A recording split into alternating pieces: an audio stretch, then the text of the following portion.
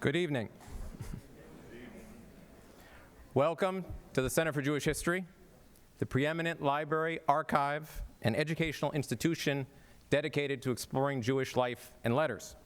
My name is Jason Guberman, and I serve as the Executive Director of the American Sephardi Federation. The ASF's role at the center, on campuses coast to coast, in the Conference of Presidents of major American Jewish organizations, and in countries around the world, is to exemplify and champion the Sephardic voice. Our work is focused on ensuring that today's Jews know our history, appreciate the beauty, depth, diversity, and vitality of the Jewish experience, and have a sense of pride in our contributions to civilization.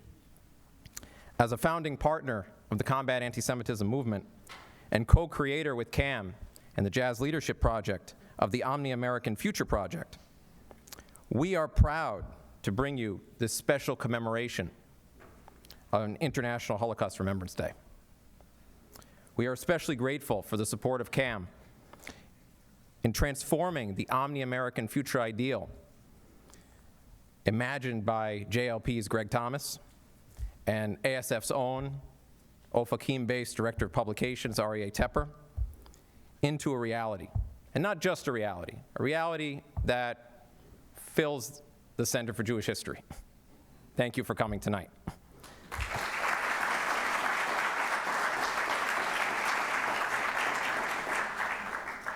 Our inaugural Omni-American event, which because of COVID couldn't be held online, honored Representative Richie Torres and Wynton Marsalis. We had a follow-up event in person in Harlem at Wynton's historic Playhouse that honored Daniel Allen and Coleman Hughes. We will shortly hear from Israeli Sephardi star Itamar Borochov, who first performed on this stage back in 2014. Don't worry, we've had him here many times since. But I mention this for a particular reason. That was an event called Building Bridges from Bnei Brak to Baghdad, and it was part of the Daniel Pearl World Music Days. Daniel Pearl, armed with a fiddle and a pen, loved to connect with people the world over.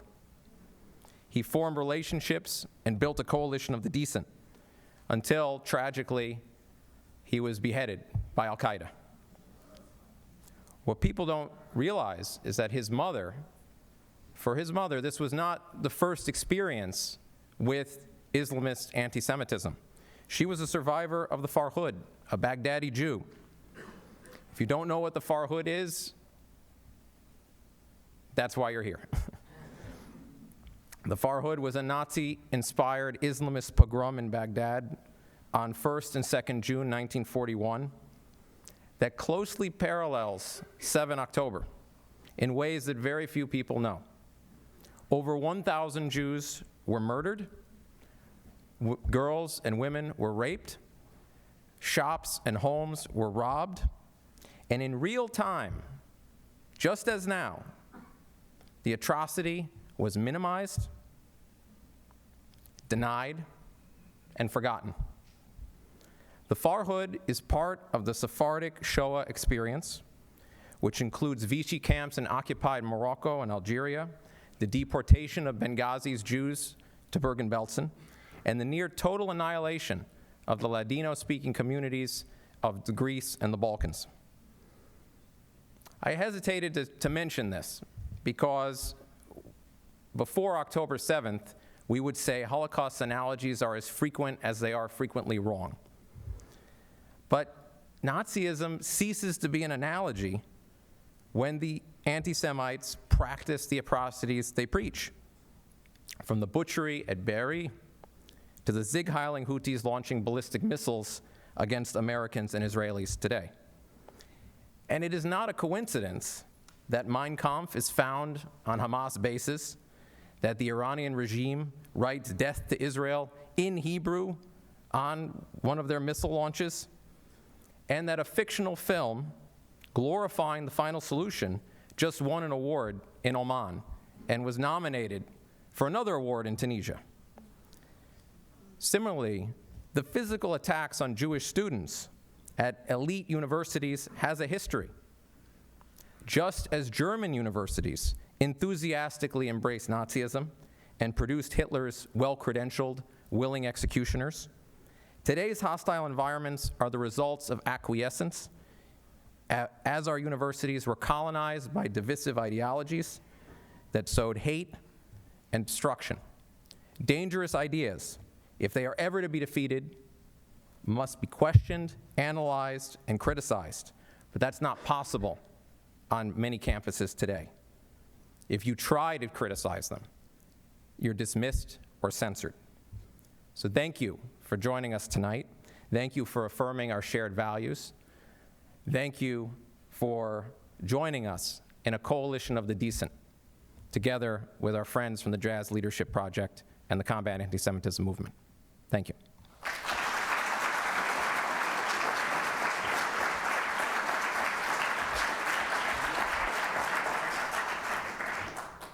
It's now my great privilege to introduce Sammy Steigman, who's a great friend of all our organizations, who's a Holocaust survivor, and who graciously, he was coming tonight, graciously agreed to step up and speak after the survivor who was supposed to speak unfortunately took ill. Sammy.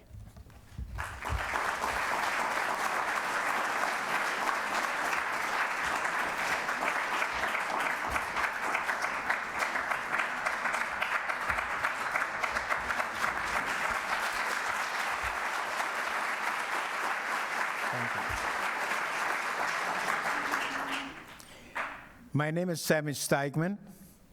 I'm a Holocaust survivor, child of Holocaust survivor, motivational speaker, educator, and very proudly, I served in the Israeli Air Force 1962-1965.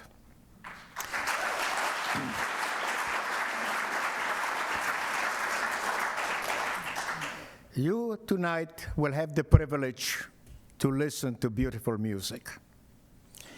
Most people, when they think about resistance, they think about Warsaw, okay, the military, the armed resistance. But keep in mind, there were different type of resistance. One of them was the humanitarian resistance. It was, for instance, the educational, or even in the concentration camp. Everywhere. They taught the young people, you know, how to read, okay, how to pray and everything else. There was also so many forms of resistance that a lot of the people are unaware of. But one of the things that you probably do not know, that another form of resistance was music. Okay, culture was very important, and that gave the people in the most dire situations hope and to be able to fight, okay, and not to die.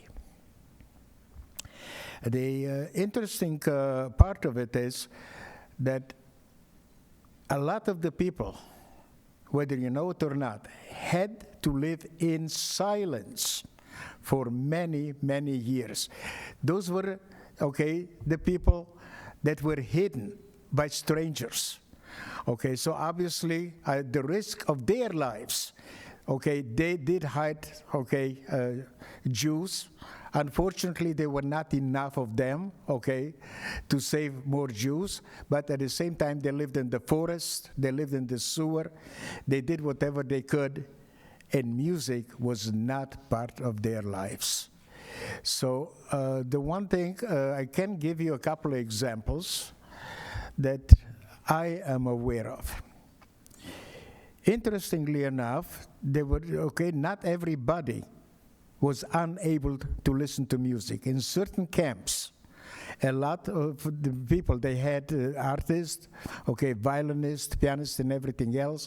Like, for instance, if you know about Theresienstadt, in Theresienstadt, I mean, in front of the Red Cross, to convince them how well the Nazis, okay, work with the Jews. Okay, they made them play football, soccer, and those, okay, today what's called here, at the same time to play it and convince the Red Cross, okay, to misinform the world that the Jews are treated very well by the Nazis. And let me tell you a very interesting story. a Nazi, okay, asked a violinist, a Jewish violinist, to play music. The violinist was, okay, very concerned. He did not know what type of music the Nazi likes. He did not know what to play. And he was very hesitant. And the Nazi brought him and says, play, Jew. Finally, he started to play. As soon as he finished, the Nazi said, play it again. And again. And again. It was a very haunting melody. If you don't know what it was, I will tell you. It was called Nidrei. Okay. And this is the song, okay, the prayer, okay, on Yom Kippur, probably the most haunting melody that you will ever hear. At the same time, I heard of an other story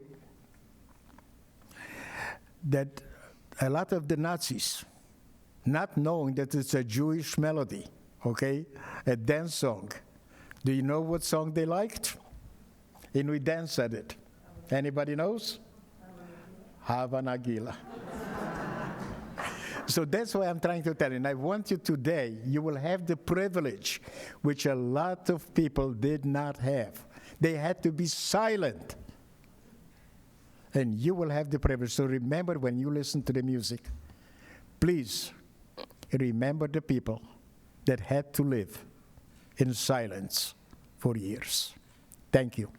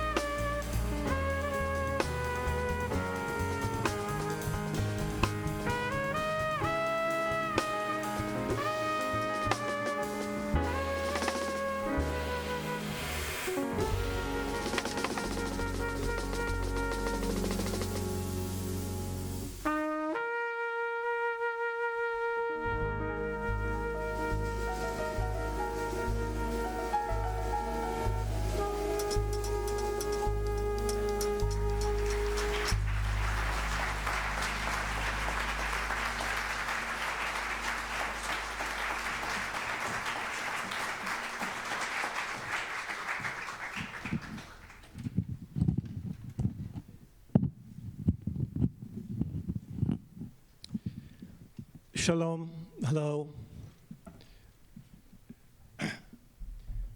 My name is Aryeh Tepper, and I live in Ofakim, Israel. On October 7th, my neighborhood was overrun with Hamas terrorists. Underneath my window, 1 block over, there was a slaughter. I love music, and I have needed music almost like water since I was a young child. After October 7th, however, for 2.5 weeks, I couldn't bear to hear the sound of music. Any note, a single note, was too sweet, as it was for the families that Sammy described. After the fire swept our streets, after the bullets, RPGs, and missiles, there was no music, only silence. So what are we doing here tonight? Holding a concert for International Holocaust Remembrance. As Sammy also said, music can give us strength, heroic strength. This year, after October 7th, we feel the Holocaust differently. It's more than painful history. On October 7th, we too saw evil face to face. At least in this respect, we can better understand the generation of the Shoah. We know that evil is real and present in our world. So we've come together tonight to strengthen our spirits, to arouse the strength hidden in our souls through music. But not just any music. American music, jazz, joyful, romantic, often playful, sometimes painful, heroic, and occasionally ecstatic. Jazz. This might sound strange, so I'll explain. In the late 1930s, jazz played a vital role in strengthening the spirits of those who defied the Nazis. From Germany to Carnegie Hall, jazz strengthened the resilience of a generation that resisted and fought the Nazis. And it's not an accident. Jazz is triumphal music, grounded in the heroic strength of the blues, music that acknowledges pain and suffering, but that affirms life. So in honor of International Holocaust Remembrance Day, we are expanding the frame. We're widening the lens and telling stories about how jazz strengthened the resilience of a generation that resisted the evil Nazi regime. The parallel is clear and intentional. In retelling this story, in speech and in rhythm and tune, here and now, we are strengthening our spirits for the battle with the evil of our time.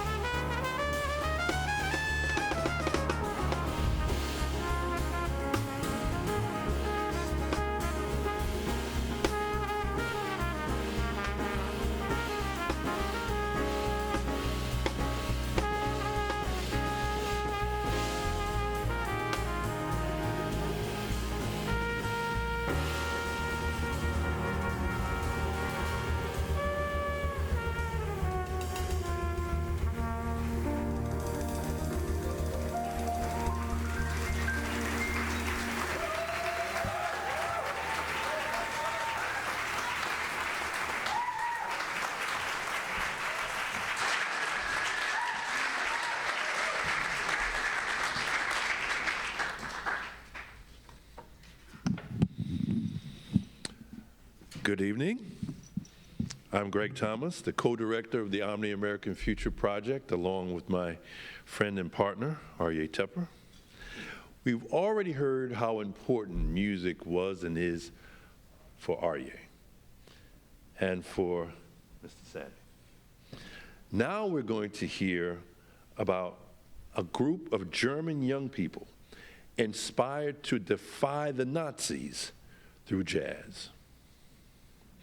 This weekend, I rented and watched the 1993 film, Swing Kids. Some of you may have heard of it, yes, which told the story of German youth who, despite the Nazis, loved Benny Goodman, Count Basie, Artie Shaw, and Duke Ellington. Yes. In the movie, the vigor and verve of swing music is so strong that it empowered them to resist the Nazis. But the story isn't just fiction. It was based on the Swing Youth, a group of German anti-Nazi jazz lovers who came together in Hamburg starting in the late 1930s. In the first years of the war, the Swing Youth movement grew and became a protest movement that the Nazi regime had to take seriously. Swing Youth rejected the Nazi state because of its ideology and uniformity, its militarism, its authoritarianism, and its huge restriction on their human freedom and their personal freedom. Jazz and swing, both the music and the dances the young people loved, such as the jitterbug, represented nonconformism, freedom, independence, liberalism, and a profound love of life. That's right, jazz, which the Nazis derisively called nigger kike music, that's what they called it, was the source of an internal German anti-Nazi counterculture. And as swing kid Frederick Ritzel said in a 1985 interview, quote, "Everything was for us a world of great longing, Western life, democracy, everything was connected and connected through jazz." Jazz is both a source of life and a model of democratic community.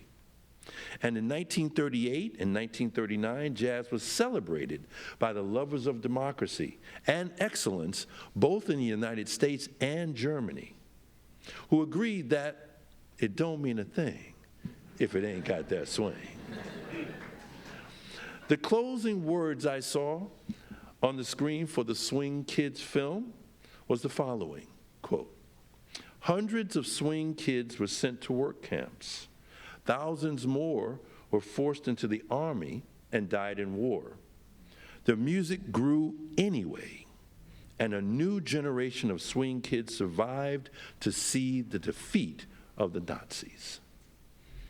And now, for a taste of the sounds that inspired those youth in Germany and in the United States and across the world, Itamar and his group of excellent musicians will perform Caravan, a song made famous by the Duke Ellington Orchestra, and also a moving ballad by the great Jewish American composer, George Gershwin.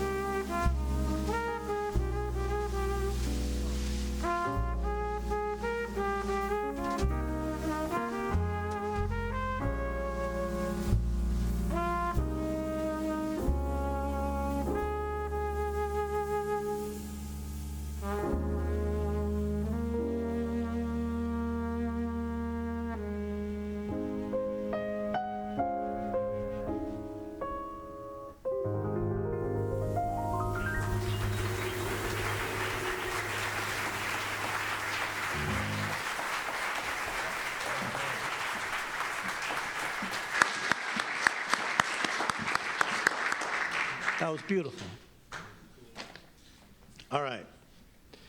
Our next story takes us north to Midtown Manhattan. And the 1938 concert at Carnegie Hall, when, for the first time, jazz was given center stage at America's most prestigious institution of concert music. Remember, this concert took place at the same time that the Nazis were attacking jazz as degenerate. The Carnegie Hall concert, however, gave jazz legitimacy and presented it as an important music with its own history. But doing the concert justice required courage. While Black Americans pioneered jazz, and the overwhelming majority of top-notch jazz musicians were dark-skinned, this was the age of segregation, and mixed performances were taboo, forbidden. Thankfully, the gig was given to the Jewish-American bandleader Benny Goodman, and instead of playing it safe by inviting only people with fair skin to join him on the bandstand, Benny courageously and with great pleasure opened the stage to master musicians such as Count Basie, Lester Young, Freddie Green, Johnny Hodges, Cootie Williams, Teddy Wilson, and of course, his old friend and bandmate, Lionel Hampton. To quote the artistic director of jazz at Lincoln Center, Wynton Marsalis, Benny risked his life to open the bandstand, and all Americans owe him a debt of gratitude. So, what gave Benny Goodman and others the strength to desegregate Carnegie Hall? Benny loved jazz, and he wanted to share the stage with other great musicians who loved the music. A simple love of human excellence, people from diverse backgrounds coming together to share their individual best as part of a joyful community, gave Benny Goodman and the other musicians the strength to defiantly stomp segregation. Again, jazz is heroic music. Go back and listen to the recording of the concert. The generation dancing in the aisles that night at Carnegie Hall, and they were dancing in the aisles, didn't only defy segregation. That generation also fought and defeated the Nazis. One of the songs that Benny's band played that night was the popular hit, now a standard, Body and Soul. Benny swung the love song a little bit, but tonight for us, Itamar and the band will honor the 1938 concert at Carnegie Hall by playing the ballad in their own style, Body and Soul.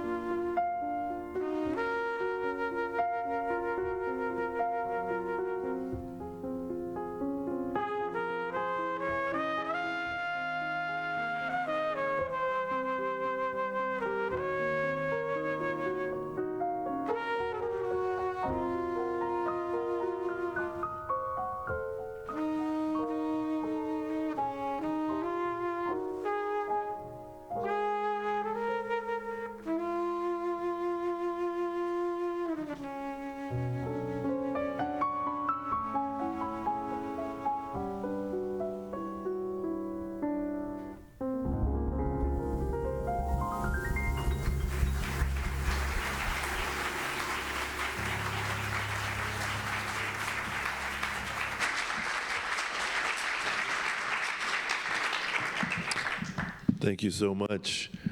I mean, with the beauty, this music is timeless. So, you mentioned how in 1938 at Carnegie Hall this song was played. In 1939, Coleman Hawkins did a very famous epochal interpretation of the song. What they just did in their own inimitable way is also add the John Coltrane touches from a famous version in the 1960s. So this music is timeless. So thank you again.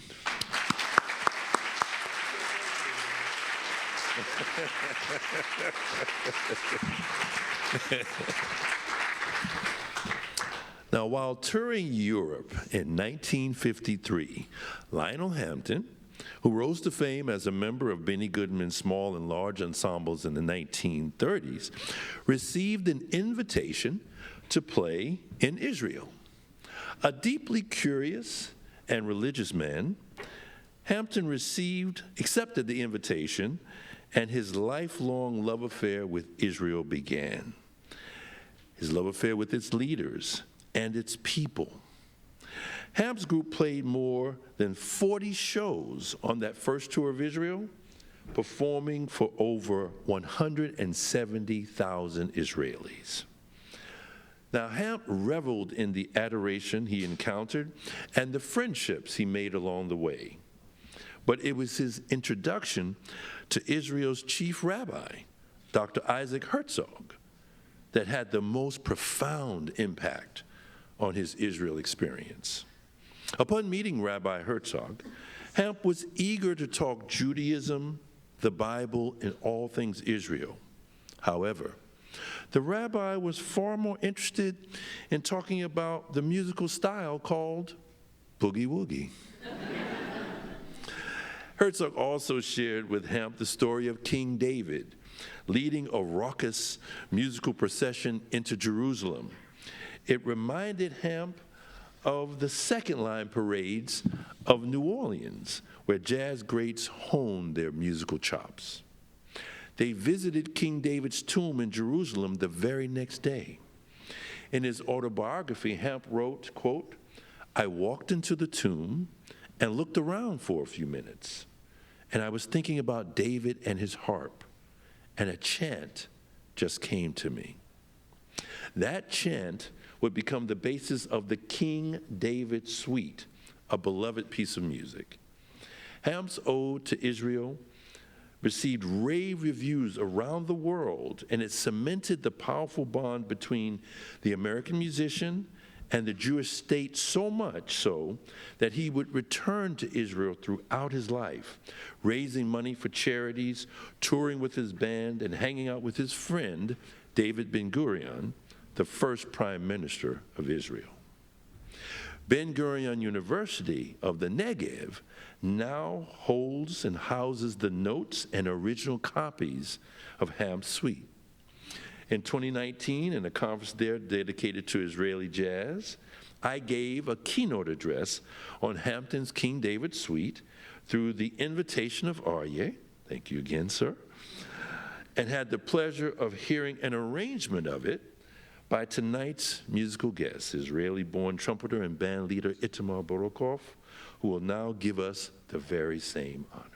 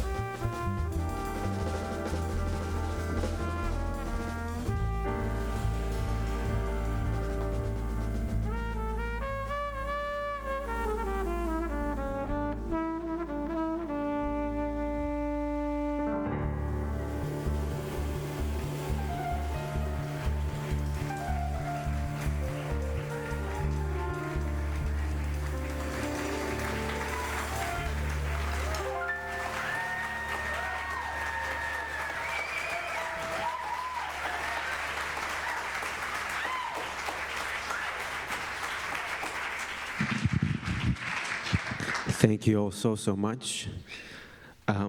Please show some love and gratitude to the wonderful Eden Ladine on the piano.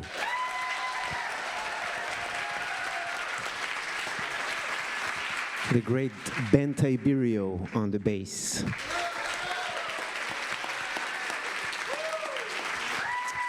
And the one and only Alon Benjamini on the drums.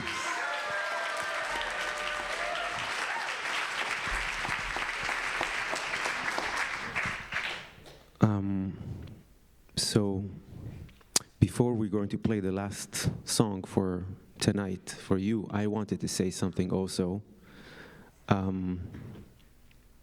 This night is very important for me, personally, as I'm not saying it's not important for you. I'm just saying it's important for me. I was on tour on October 7th, and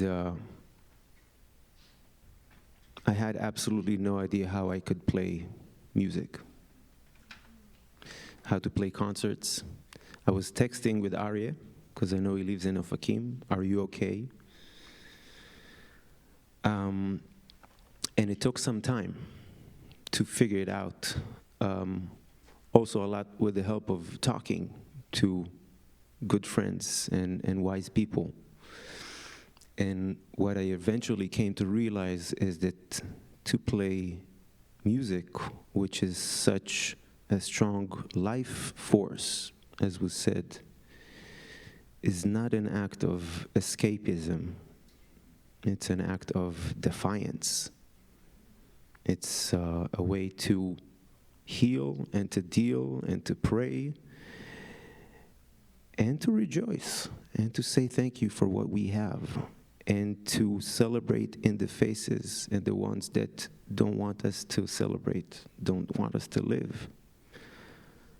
This was my personal way to look at it, and as my good friend Aryeh Tepper mentioned to me in one of our conversations, going back to King David, which was one of the first professional musicians mentioned in the Bible. So King David got a gig playing for King Saul. King Saul wasn't feeling great. He had a lot of troubles. He said, well, we know this guy, he plays the harp. You know, maybe he can come by and will soothe you a little bit. So it was an act of healing. It was something that was good for your nerves, for your soul. And that was King David. And the way that we approach music, I think, takes a lot of inspiration from that. Music is a way to heal and to do good. So thank you for being here with us and going through this journey with us.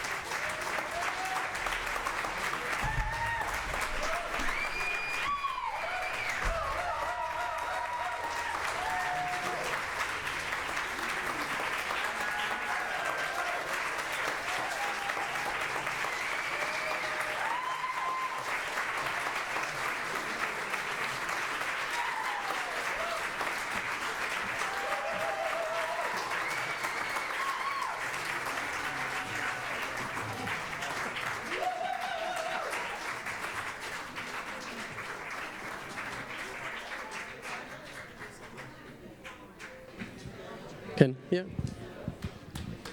Thank you so much, Itamar, the band. Such a wonderful, wonderful evening. Thank you very much.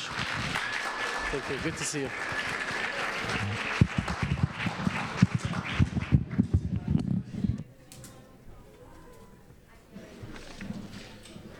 Thank you so much.